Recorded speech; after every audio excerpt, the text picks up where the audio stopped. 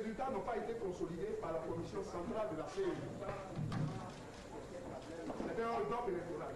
Parmi les blocages qui ont empêché la commission électorale indépendante de donner les résultats du deuxième tour de l'élection présidentielle de Côte d'Ivoire, un dysfonctionnement dans la transmission des résultats par palier.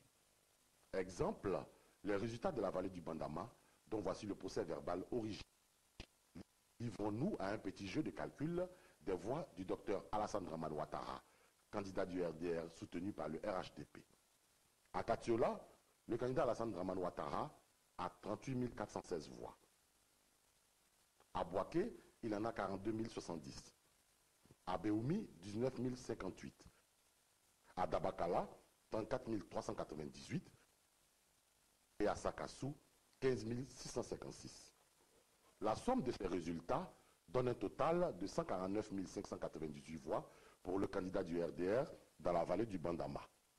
Mais le chiffre transmis à la commission électorale indépendante centrale logée à Abidjan par la commission électorale régionale de Bouaké donne 244 471 voix au candidat le docteur Alassane Dramane Ouattara en lieu et place des 149 598 voix qui sont le vrai total, soit un surplus de 94 873 voix.